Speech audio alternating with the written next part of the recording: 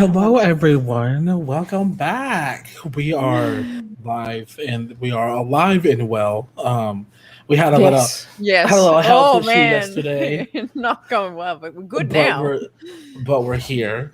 Yeah. Welcome back to the Star Wars Culture Podcast, everyone. I'm Jordan, and that is Hannah. I think that way.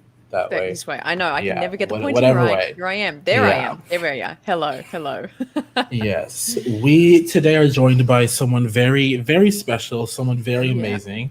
I'm not gonna lie to you. I'm not. I'm gonna ask you to say your name so I can hear how to pronounce it because I don't want to butcher your name because that's rude. We want to get like the whole we want to go like full real. We got to be like Salvador Perales. Let's do it. Yeah, but like, everybody calls me Sal. Sal, you know. Yes. Sometimes when the robots call my house, they're like Perales, and I'm like, that is not correct. Yeah, you're wrong. You're just like, who is that? I don't know who that is because that's not me. Not me. I don't that's know. Hilarious. Maybe that's my name in robot. I don't know. Maybe. That's so good. But yeah, we're gonna be talking about some great stuff. We're gonna be talking about we're going to be talking about a conversation. Yeah, I did not read that correctly. We're going to be getting into conversation about cosplaying in Star Wars Rebels and why Hannah seems to think that Sabine is Zeb, but don't get me started. But it's fine. Yeah, make sure you follow our social media. We are on Twitter and Instagram at SW Culture Pod. That's the only two places you can find us right now. Apparently MySpace is coming back, or so I've heard. We may have to make a MySpace page. Who knows? And if you love us, I just gotta remember my password, man. I know. I gotta remember right. what my password was. But yeah, just make sure you subscribe and turn on notifications and all that great stuff. We're also on Spotify.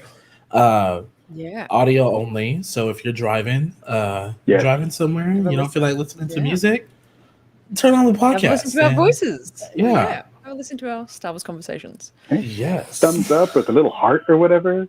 Yeah, it's a heart. I think it's a heart. Yeah. A heart. Yeah. Mm-hmm. Yeah. There you go. Add it to your list. So good. Well, should we get into the conversation at hand? Let's get into the meat of the show. We're so excited to talk about it. And we're going to start off by talking to you directly, Sal. We're going to talk about who you are in the Star Wars fandom. Now, you are a wonderfully renowned cosplayer, and not only you, but your family as well, renowned cosplayers. And we want to get talking a little bit about that. So talk us through kind of what got you into cosplaying, maybe your first cosplay you ever did. How did you get into Star Wars cosplaying? I always liked Star Wars. I always was into that kind of thing and everything. And I think like Voss kind of started off as a Halloween costume because I was like, yo, there's a Jedi with dreads. Yo, I should do the Jedi with dreads because I'm a Jedi with dreads kind of. You know, how easy is that? And also, like, the OG comic book Voss is basically, like, a tank top with a cool Jedi belt and a lightsaber. And I was like, I can pull that off. That's, like, my normal clothes plus a belt. That's so good. But, like, I do, like, a lot of different stuff, especially, like, when the kids were younger. I'm, like, the stay-at-home dad, but I'm also doing, like, a lot of little different side hustles. So, like, you know, I was working here in LA and like stunts and scoring music for movies and YouTubes and all kinds of stuff like that. And I was in with this stunt crew called the EMC Monkeys. You should look up their YouTube. It's pretty rad. So we were doing like stunt shows, and we did a stunt show at this place up here called Frankenson, which I don't know how else to describe it to you other than it's like a swap meet that's only like nerds. Like it's only comics, it's only toys, it's only video games, it's only a jillion Funkos on a wall. Yeah. Everyone you're looking for, including a $3,000 Qui-Gon. It's like all of that stuff, like OG movie posters, like any kind of nerd, like vintage, you know, baseball cards too, like that kind of stuff. There's like a whole area where like homies get together to play Magic the Gathering or whatever, or Pokemon or whatever else. Let me tell you, I love Pokemon. I just got Pokemon Brilliant Diamond on my Switch. Yeah, we stand. Rad. The kids were like into that for a minute, and they got the card, and they like learned to play. But they only ever played each other, but it was still kind of, and like they had the whole, I got them the big, so they would bust out like the big sheets to be like, that's lay right, that down. All right, I'm ready to go. Unfold it, I got my flippable token and everything. But yeah, good time. So we played that. We performed a show, and it was like all stunts. And at the time, there's one charity group called the Sabre Guild, and they're kind of like the 501st, the Rebel Legion, the Mandalorian Mercs, Droid Builder, like all the other groups. They all do costuming, except the Droid Builders. They just build actual droids. Yeah. But they sort of like build the costumes, and then they show up and they take pictures and they look really cool. And there's a Darth Vader right there, or whatever, X-wing pilot, whatever have you. Yeah. But Sabre Guild does shows. They do fights. So they come out and they like bust out a lightsaber fight, and it's shows for kids. So they're like, younglings, help us force fish Darth Vader away, and then like little 5-year-olds be like, us. You get the really angry ones that like just take it all out. Yeah. Oh, I've been like Kanan before, and there's just like 3 kids like dark side, and then those kids, they think they're so cool. In the back, 2 kids in the cut like. Oh my god! But I was doing a stunt show, and I saw those dudes, and they all had custom lightsabers, and they all had Jedi threads, and like dope robes and belts and everything. And I was like, "Oh, that's cool! Like, where do I get a custom lightsaber?" Because as Voss, the only green lightsaber I can find is like Tiny Yoda one, Qui-Gon Jinn one, or I was trying to look for the and it was probably like the Force Effects or whatever was out at the time, but it's like all the sabers from the movies and not the cool Voss one that I wanted. Had no idea where to get that, but I looked at all their sabers and instantly was like, that is not Luke Skywalker's, that is not Darth Vader's lightsaber, that is not. So I started talking to them, and they were like, yo dude, you do martial arts and you like Jedi stuff, you should roll with us. And I was like, I should roll with you. Wow. And my wife was all into charity stuff, so she was like, wait, I could trick my husband into do charity like this and dress him up like a Jedi, and then like I just tell him like he's a Jedi, and then we do charity, and that's rad. So that's how the family got into it. So like we rolled with the group, we learned. I took over kind of practices and stuff. I've done like martial arts, like a lot of different stuff in my life. So like it was kind of like I love music. I did music. I did fighting. I liked Star Wars. So like all those sort of things sort of added up. It's just like a perfect really well with that group, isn't it? Yeah. I started building shows. Oh, like I know what to do. Okay, cool. I can do this. Nowadays, I'm like the head of Temple Prime over here. Getting ready for whatever comes next for Sabre Guild. You know what I mean? But like that's how the family got into it. But I guess like the Rebels kind of thing happened when like WonderCon was the first Star Wars Rebels panel, and I had worked from those little like meet Ezra the Lothrat guy and meet Hera the pilot. Like I took apart all those videos and every little piece of concept art and every little thing I could find to make those costumes. And then so we show up and we're the Rebels, and somebody's like, yo, Kanan, and I turn around and it's like Vanessa Marshall, and I was like, oh, I know who that is.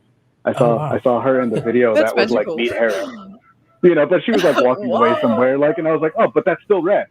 And that was the day they like pulled us into the panel. Like we sort of went and got on stage with them and stuff, and they were like, well, I hope you like the show. And I was like, yeah, wow, yeah, but I kind of like those videos give you a lot.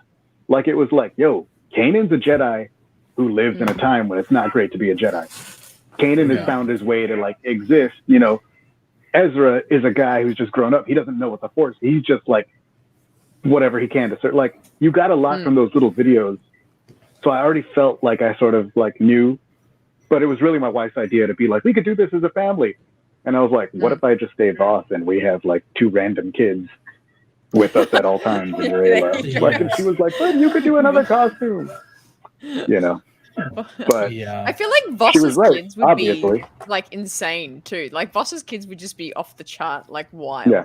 I feel like Voss gives his clones lightsabers, much less his Right? kids. Yeah. Oh, yeah, exactly. So Voss has moved his troops to Boz Pity. Oh, don't nobody want to go there. yeah, no, thank you. Mhm. Yeah. But so you mentioned, charity work you do with your wife and stuff like that. Can you like sort of expand on how you like use Star Wars cosplay and like charity? Can you just like expand on that a little bit? Yeah. Tell us Okay. So, like, what we do mostly is it's shows. Like, especially Saber Guild is really like show based. So we go to a library or a school or whatever it is, and we put on a performance. And like, especially like me, because I build the shows now, that's like kind of formulaic. Like we show up, we sort of introduce ourselves to the kids, we introduce the kids to the Force, we teach them like a Force push very early on in the show, and then like, oh no, it's Sith, like Sith show up, and then there's like fight, and then towards the end there's like a boss fight, and it's either if we have a Vader, it's Vader, if we have a Kylo, it's a Kylo, or like whoever, or it's just a really awesome Sith, because we don't always have face characters. A lot of people build generic costumes. And then the shows are swappable because, like, say I make a show for Kanan, I'm not going to be there every time. So the show has to work for, like, random Jedi A, not always Kanan. I build the shows, and then I make them swappable with, like, male and female voices. Because sometimes, like, she's going to be the lead Jedi. So then I put a female voice there with all the lines. Like, it's very plug and play. But it's also, like, really, really cool. And then, like, towards the end, when the Jedi are losing, the kids, help us Force push Darth Vader. Or question mark, this Inquisitor, or this Sith away. Hey, thank you for your help. Like, and it's kind of like that. Like, it's really interactive. It's fun for the kids. They get to come take pictures. They get to come ask us questions. That's really, like, the focus, like, our main thing. But we also, like, 501st and Rebel Legion will just do, like, hospital visits or, photo ops or just, like, random, like, trooping things that are more like you just show up and your presence there is a fun, interactive thing. And I think the idea came from, like, this is a way, like, this is kind of the show that you would get at Disneyland. I'm not allowed to say that probably. But this is, like, we take it to places, like, those kids at that Boys and Girls Club might not get to go to Disney, or even though we live 5 minutes away. Exactly. Like, we'll go to the library, and the kids that show up at that library, that would be the place where they get to see Star Wars characters and come and talk to them and take pictures with them. But I had to spend like $150. Yeah. No, exactly. We love you, Disney. But so when you do those experiences and you go to those libraries and places like you were saying, and you have those times where you meet the kids, they take pictures with you and they interact with you. Like, how does that make you feel as a fan, kind of connecting, with other younger fans typically, or, tell us like the feeling of that experience. I mean, it's really cool, and it's not really I don't know if it's anything that you can like quite put into words, because it's like, it's almost like obvious, like it's magical. Like, there's a magical element to it that you are bringing this, like, I'm just a dude who dressed up in some clothes and swung around a plastic stick that lights up. You know what I mean? But when you get there is a 5 or 6 year old that looks at you and sees that thing that you represent. You know what I mean? Like, and whether, like, I do face characters, but not everybody does. And then also, like, the face character, like, I don't do Vader, I don't do Luke Skywalker, nothing like that. Like, obviously those characters get a lot more attention than some of the other characters. But, especially when Rebels was running, when I would show up to a troop and a kid would be like, it's Kanan, like, you know what I mean? Like, there's that spark there. And it happened to the family a lot because we would show up together so we could really get, we would get recognized instantly because it would be like, oh my God, there's Kanan and Ezra and Sabine and Hera all together. And so, like, my daughter's given hugs to a million kids that were like, Sabine is my favorite character. And she would also hang out with the Mandalorians a lot because, like, the Mandalorians, like, they're kind of all custom characters back then, except for Boba Fett or Jango Fett. And not everybody had Boba or Jango. So usually it's just a random Mandalorian, and they look dope and they all have their own custom capes or jetpacks or A whatever else or heavy Mandalorian. weapons. I'm so sorry. You know, What did you say? A Randalorian? We don't have to talk about that. That's incredible. Yo, no, I'm gonna borrow that. Randalorian. We'll see what happens. That's, If I get beat up, it might be your fault. Just so that's you know. amazing. Trade-in. Calling him a Randalorian. Yeah, but like some things like that, like some kid will show up and see that Mandalorian that has the really, really cool gauntlet that glows that dude worked on 40 hours in his room or whatever, and somebody will be like, that's my favorite today. You know what I mean? So even when you're not Darth Vader or Luke Skywalker or insert super famous or the Mandalorian, like there's still these moments that you get, you know. And I know I've had a few of them, and I know everybody has, even if they have like not a recognizable character. Like most of the Jedi and Sith we do, it's like generic Jedi and Sith. So they just have their, I want to have a Jedi that has sleeveless and a really cool, you know, I want a Sith with a robe and a cape and a this. Yeah. It's funny because I do, you know, I do a custom Jedi, but for the longest time before my recent rendition of it, a lot of kids and adults were like, "It's Mace Windu," and I was like, "No, but I'm not gonna correct you because you're a child." Yep, screw it, I'm Mace Windu today, and it was, you know, I'm happy either way. So, you know, it's fine. It's that magic. Yeah. And I like what you say. It's that spark. I was just gonna say, like, that's another thing that happens is every now and then, like, I'll be in Canaan and they'll be like, "It's Boba Fett." Like, I have green. Is that why? Yeah. Is it because of green? Like, Boba Fett's literally right there. Obviously, this was years ago. You know. Yeah. Oh, that's too good. So I have a question. Now that like Rebels has been off for like a while, do you still get like recognized as Kanan? Like, do people now go, "Oh, it's Kanan"? I would say still definitely, and then maybe even more so because of like Disney Plus. Like a lot of people didn't have XD. Like while the show was on, people knew about it, but not everybody was watching it. So like kind of now in this new Disney Plus era, and everybody can see everything. There are more people that are like, "Oh, you know what? I like." Not even people in the audience or whatever you want to call it, people that I interact with, but like sometimes I'll be dressing up. And they'll be like, "Dude, I just like," somebody else dressing up will be like a stormtrooper. We'll just be like, "By the way, I just watched that show. It's totally rad." Like, or whatever. You know what I mean? Because a lot of people kind of missed the, you know, it was like a cable thing. Not everybody had that kind of cable. You had to have all these things to watch that. And nowadays, everybody has Disney Plus. You know? Yeah, I can understand that because I think I had like a similar experience with Rebels. I didn't watch it as it was airing, and then I only watched it when the Disney Plus came out, and that's I binged it all. And I think a lot of fans now, and I wonder if you think the same, Sal. A lot of fans, like, I found in the past year or two are going, "Oh, have you watched Rebels? Rebels is so good. Like, it's amazing." And I had that same thing. I probably watched the end of 2019. And I'm like, how did I not watch this as it was airing? This is so good.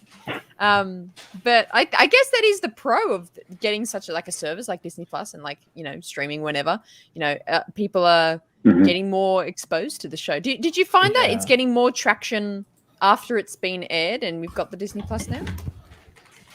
I mean, I don't know. Because, like even now, like there's like weird, I don't want to say like tiers, but there are certain, you know, there's fans that are like, "Oh, I only watch the movies." There's fans that are like, "Oh, I only read the book." There's fans that are like into every little niche. Got the little things, niche? That's not a word. That's a word. Niche. Niche, Yeah, Hannah uses it almost twice an episode. So I do like the word niche. I do. So I was like, I borrowed one, so I only left you one. Thank you. I only need one more. Okay. But yeah, it's like I don't know. I think it's more accessible for sure, but I think some people, like, you know, everybody likes what they like. So it's like I think a lot of people that are watching it now are enjoying it, but I think there's still a lot of people who are like, "Oh, like, what do you mean? Ahsoka, who? Oh, she was in a cartoon? Oh, I don't watch the cartoon." You know? Yeah. Or I'll get the other question a lot of times, which is like, "Hey, like, what episodes of Rebels should I watch if I want to, like, see the important stuff?" And I'll be like, "Yeah, every single one, bro." Yeah, exactly. Good answer. Uh-huh, Good answer. Yeah, start with episode 1.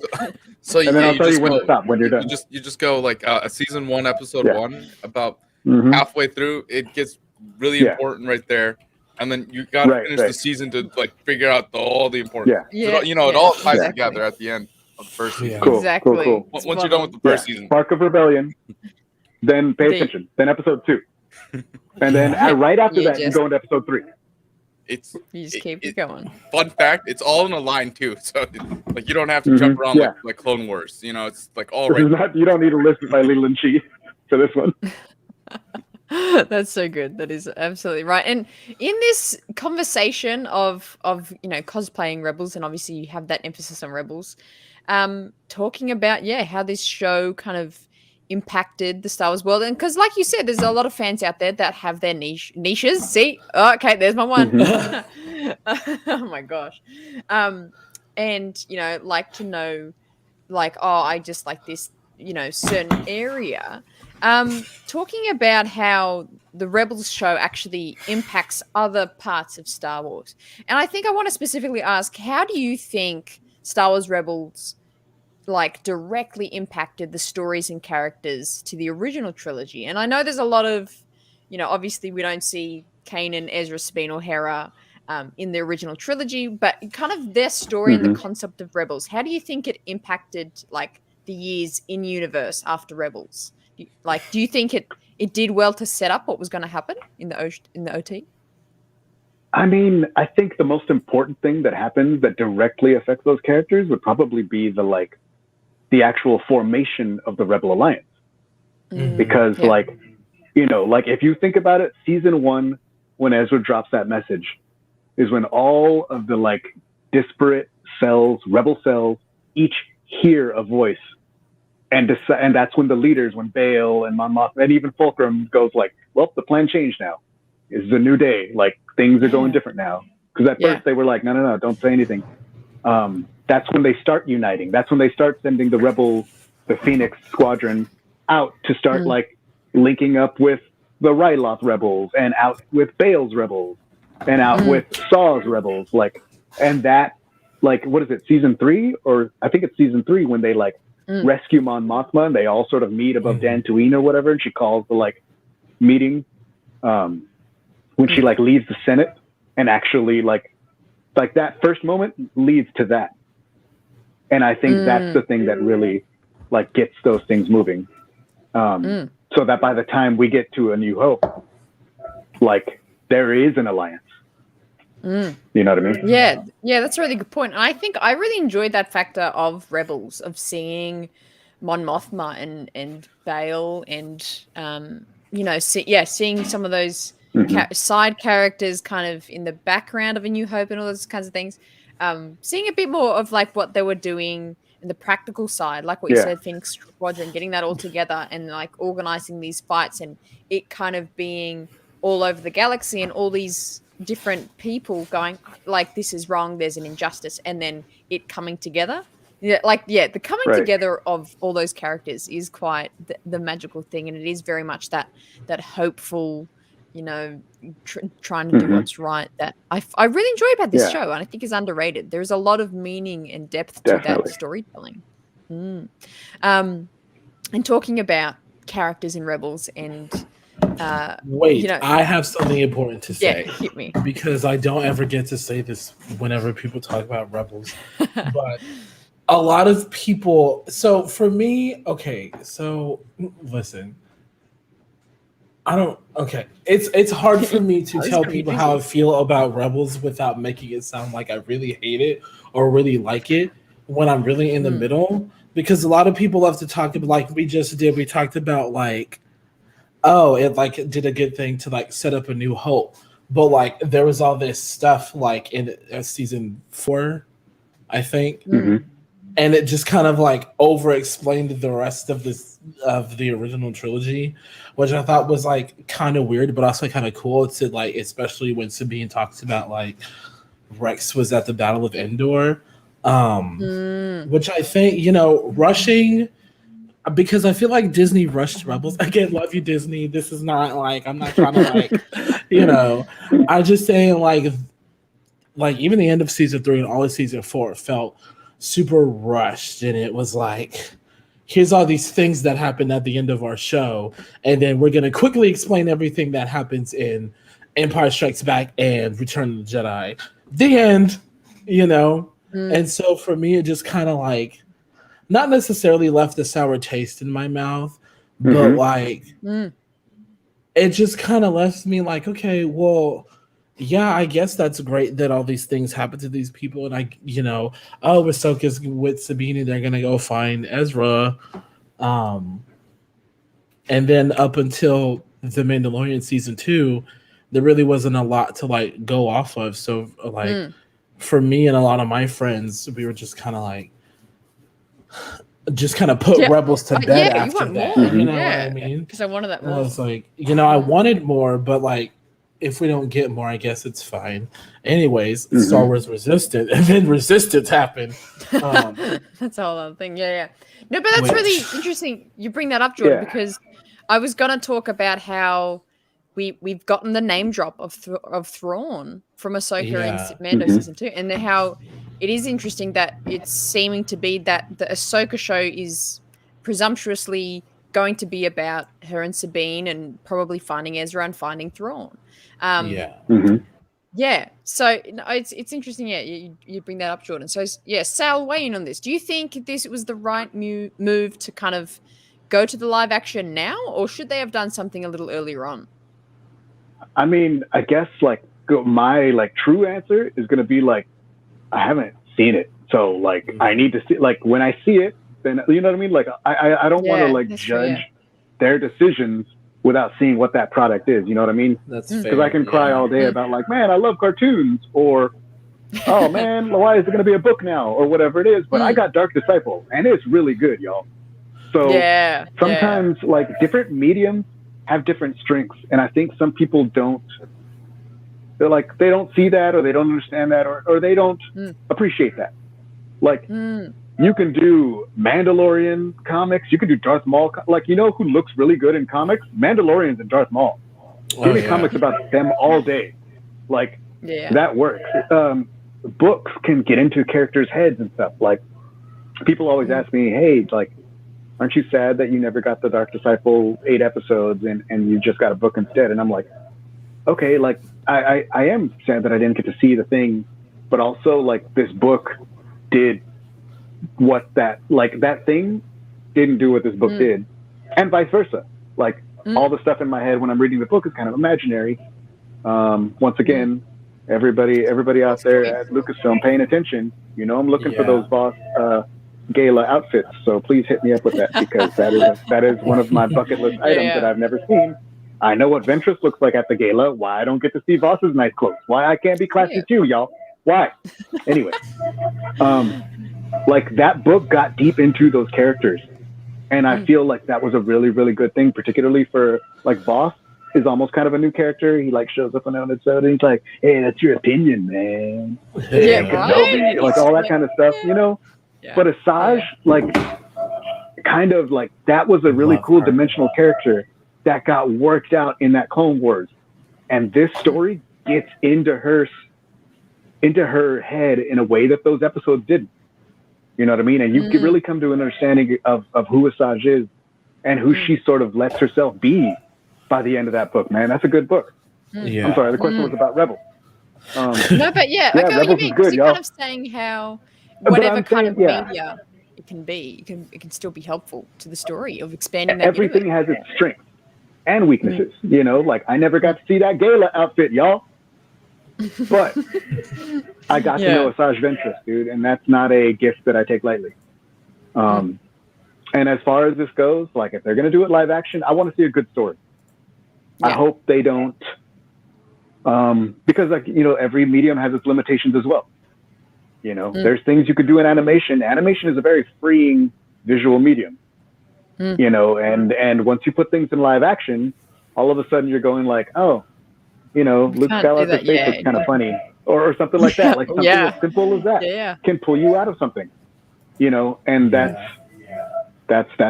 a weakness, but you get to see cool stuff on screen and real people. And I would love to see, I love those characters.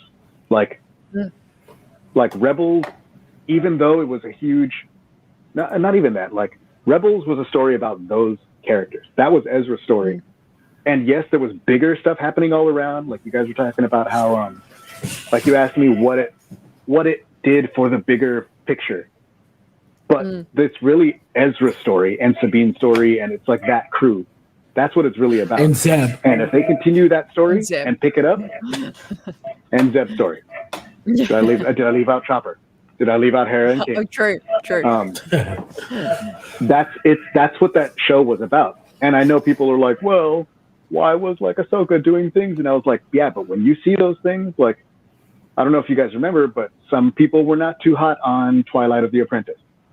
Yeah. When I watched that, like you watch that whole episode, you watch the whole series, you watch it through Ezra's eyes, that episode in particular.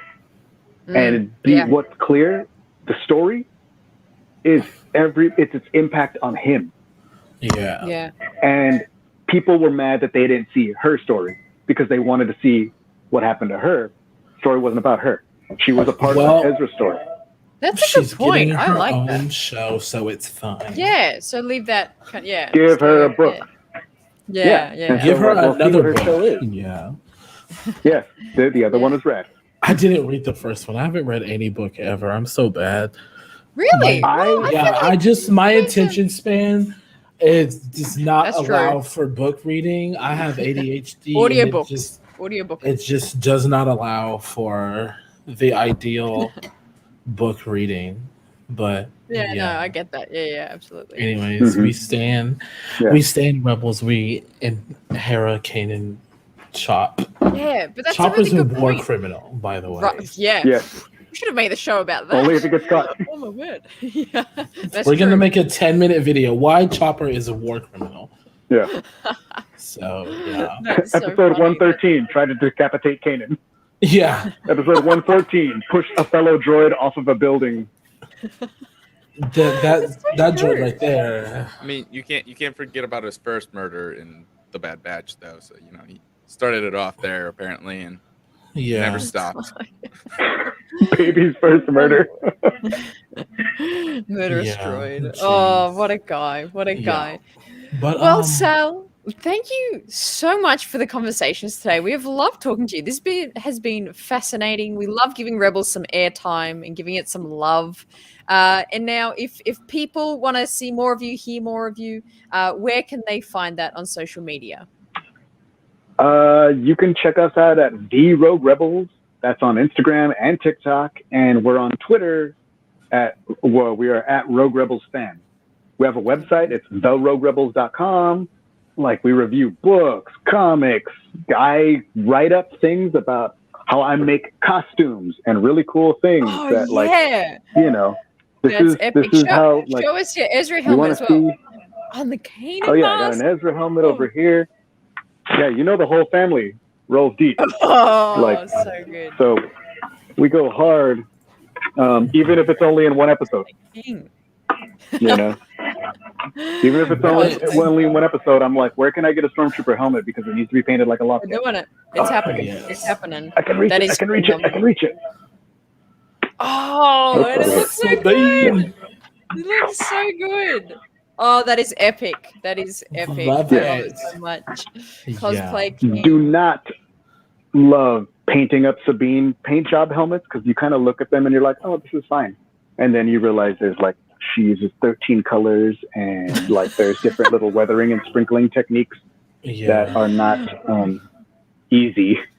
But we have a website. We have a Facebook page. Go like our Facebook. We're pretty much look Rogue Rebels on anything, including Twitch, where I'm going to get more back into Sims on Batuu because I went to Disneyland the other day, y'all, and I started having memories of things that I did in Sims on Batuu. So I was like, this is rad. Like, I don't have money to go to Disneyland every day, so I just need to play this more often. Yeah. Oh, I love that. I want to go to Disneyland so bad. I know. Or we could just go to your Sims 2 stream. There you go. Number 2. Yes. Alrighty. Well, yes, you can find Sal on all over those places. The Rouge Rebels, love their work. And you can find more of us subscribe to our YouTube channel, hit that little bell so you know when we're going live and getting out videos. And also like us on Instagram and Twitter at SW Culture Pod. And also we are part of the Culture Slate network. So go like Culture Slate on Facebook, Twitter, Instagram, and TikTok for more pop culture goodness everywhere there. That is it for this week. We will be live next week at our usual time on a Wednesday at 5 p.m. Pacific, 8 p.m. Eastern, and 12 p.m. Australian Eastern Time. We were shut down yesterday from a bit of illness, but we're going to be back to our normal times next week of that Wednesday. So, yeah, again, thank you so much for joining us on this epic episode of Star Wars Culture. And until then, may the Force be with you.